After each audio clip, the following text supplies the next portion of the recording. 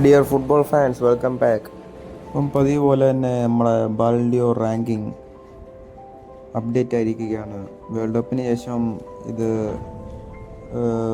ഫുള്ളായിട്ട് മാറിയിരിക്കുന്നു. ഒന്നാം സ്ഥാനത്ത് നിൽക്കുന്നത് നമ്മുടെ മറ്റാരുമല്ല, ലാമിൻ യമാൽ, സ്പെയിൻ്റെ സൂപ്പർ താരം നിൽക്കുന്നത് 17 ഗോളും 13 അസിസ്റ്റുമായിട്ട് ഒന്നാം സ്ഥാനത്ത് തന്നെ നിൽപ്പുണ്ട്.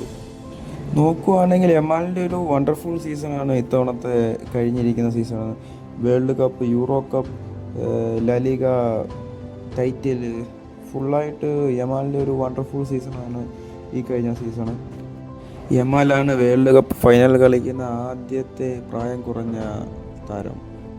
രണ്ടാം സ്ഥാനം മറ്റാരുമല്ല, ഹാരി കെയ്ൻ. 61 ഗോൾസ് ആൻഡ് 7 അസിസ്റ്റാണ് ഹാരി കെയ്ൻ്റെ മൊത്തത്തിലുള്ള സ്റ്റാറ്റ് നോക്കുകയാണെങ്കിൽ. തികച്ച ഒരു ഗോൾ മെഷീൻ തന്നെയാണ് ഹാരി കെയ്ൻ. വേൾഡ് കപ്പിൽ 3-ാം സ്ഥാനം, പിന്നീട് Bundesliga title, German super cup, DFB cup, ഇതെല്ലാം ഹാരി കെയ്ൻ്റെ സ്റ്റാറ്റിൽ ഉൾപ്പെടുന്നുണ്ട്. 6 ഗോൾസാണ് ഹാരി കെയ്ൻ വേൾഡ് കപ്പിൽ അടിച്ചത്. അതിനുശേഷം 3-ാം സ്ഥാനം ഉറപ്പിക്കുകയും ചെയ്തിരിക്കുന്നു വേൾഡ് കപ്പിൽ. 3-ാം സ്ഥാനം ലിയോണൽ മെസ്സിയാണ്. 8 ഗോൾസ് ആൻഡ് 4 അസിസ്റ്റാണ് ലിയോണൽ മെസ്സി വേൾഡ് കപ്പിൽ അടിച്ചിരിക്കുന്നത്. പിന്നീട് മെസ്സിക്ക് MLS-ൽ 12 ഗോൾസും ഉണ്ട്. ഇതാണ് മെസ്സിയുടെ 3rd സ്ഥാനം. 4-ാം സ്ഥാനം വരുന്നത് റോഡ്രിയാണ്. ഒന്നും പറയാനില്ല, കിടിലൻ കളി, കിടിലൻ ഗെയിം പ്ലേയാണ് റോഡ്രിയുടെ നമുക്ക് ഈ സീസൺ കാണാൻ പറ്റിയത്. സ്പെയിൻ്റെ അടിത്തറ എന്ന് വേണമെങ്കിൽ പറയാം റോഡ്രി. നമുക്ക് ഒരു DMF എന്ന് പറഞ്ഞ പേരിന് 100% വാക്ക് പാലിച്ചൊരു പ്ലെയറാണ് റോഡ്രി. എവിടെ ബോൾ പോയാലും അവിടെ റോഡ്രി ആണ്.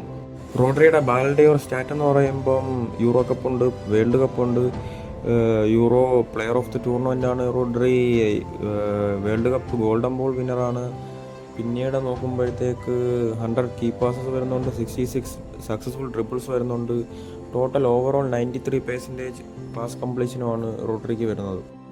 സിറ്റിയിൽ കളിക്കുന്ന സെയിം കളി തന്നെ നമുക്ക് സ്പെയിനിലും കാണാൻ പറ്റിയിട്ടുണ്ട് റോഡ്രിയുടെ കയ്യിൽ നിന്ന്.